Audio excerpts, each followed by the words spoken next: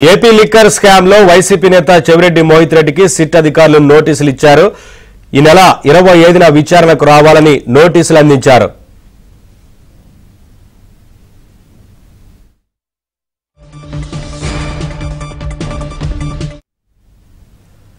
Updates మా correspondent Prasad Reddy తెలుసుకుందాం. ప్రసాద్, 25న విచారణకు రావాలంటూ మోహిత్ రెడ్డికి సిట్ నోటీసులు ఇచ్చారు కదా, ఏంటి వివరాలు? నవీన్, మద్యం కుంభకోణానికి సంబంధించి సిట్ అధికారులు దర్యాప్తును వేగవంతం చేశారు. ఇప్పటికే ఈ కేసులో మొత్తం 9 మందిని అరెస్ట్ చేయగా వారిని విచారణ కూడా చేస్తా ఉన్నారు. ఇటీవల ఆ జగన్మోహన్ రెడ్డి అత్యంత సన్నిహితుడిగా ఉన్న చెవిరెడ్డి భాస్కర్ రెడ్డిని, అలాగే అతను బినామీగా చెప్పుకుంటున్న వెంకటేష్ నాయుడు ఇద్దరిని కూడా అరెస్ట్ చేయడం చర్చనీయాంశంగా మారింది. ఇప్పటికే వీరిద్దరిని కూడా ఆ రిమాండ్ రిపోర్ట్ లో కూడా వీరి పాత్ర ఉన్నట్టు నిర్ధారిస్తూ కోర్టుకు కూడా నివేదిక సమర్పించారు.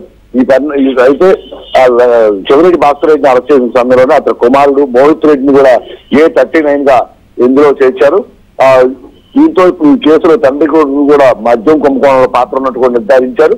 అయితే ఇటు మన శుక్రవారం ఏసీబీ కోర్టులో ముందస్తు బెయిల్ కోసం మోహిత్ రెడ్డి పిటిషన్ కూడా దాఖలు చేశారు. దీనిపై సోమవారం విచారణ చేస్తామని కూడా కోర్టు తెలపడం జరిగింది. ఈ పరిణామాల నేపథ్యంలో తాజాగా ఆ సిట్ అధికారులు మోహిత్ రెడ్డికి ఈ నెల 25న విచారణ రావాలంటూ నోటీసు ఇవ్వడం చర్చనీయాంశంగా మారింది. ఎందుకంటే ఈ కేసులో ప్రధానంగా కేసీఆర్ రాజశేఖర రెడ్డి A1 ఎవరైతే ఉన్నారో అతని ద్వారా మొత్తం మద్యం కుంభకోణం నడిచిందని ఇప్పుడు సిట్ అధికారులు వివిధ రూపాల్లో వివిధ ప్రాంతాల్లో ఉన్న ఆధారాలు కూడా సేకరించారు. అయితే గత ఎన్నికల్లో 2024 ఎన్నికల్లో వైసీపీ అభ్యర్థిగా ఇటు ఎంపీ అభ్యర్థిగా చెవిరెడ్డి భాస్కర్ రెడ్డి, ఎమ్మెల్యే అభ్యర్థిగా చిత్తూరు జిల్లాలో మోహిత్ రెడ్డి కూడా పోటీ చేసిన నేపథ్యంలో కేసీఆర్ రాజశేఖర రెడ్డి ద్వారా డబ్బులను బట్వాడా చేసినట్టు, అందులో చెవిరెడ్డి భాస్కర్ రెడ్డి కీలకంగా వ్యవహరించినట్టు కూడా నిర్ధారించారు. 200 నుంచి 250 కోట్ల రూపాయలు అతని ద్వారా తెప్పించి ఏదో మధ్యవర్తుల ద్వారా వివిధ జిల్లాల్లో పోటీ చేసిన ఎమ్మెల్యేలు, ఎంపీ అభ్యర్థులకు కూడా పంపిణీ చేసినట్టు కూడా ఆధారాలను తేలింది. ఈ పరిణామాల నేపథ్యంలో మోహిత్ రెడ్డి కూడా ఆ డబ్బులు చేరినట్టు కూడా సిట్ అధికారులు భావిస్తున్నారు.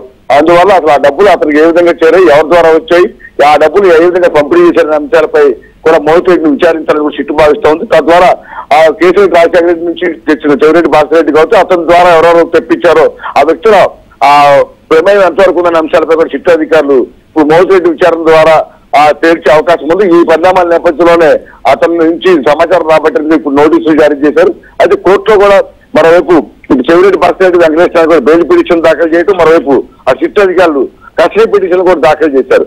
ఇది కూడా రేపు విచారణ రానున్న నేపథ్యంలో ఇప్పుడు ఆ కోర్టు ఎటువంటి ఆదేశాలు జారీ చేస్తుందని కూడా అందరూ భావిస్తున్నారు. అయితే కోర్టు ఒకవేళ ముందస్తు బెయిల్ మంజూరు చేసిన విచారణకు సహకరించాలని మాత్రం కోర్టు సూచిస్తుంది. ఈ నేపథ్యంలో 25వ తారీఖు మోహిత్ రెడ్డి రావడం ద్వారా సిట్ అధికారులు ఎటువంటి సమాచారం రాబడతారు, ఎటువంటి దర్యాప్తు చేస్తారనే అంశాలపై ఇప్పుడైతే అందరూ ఆసక్తి నెలకొంది. Right, thank you Prasad.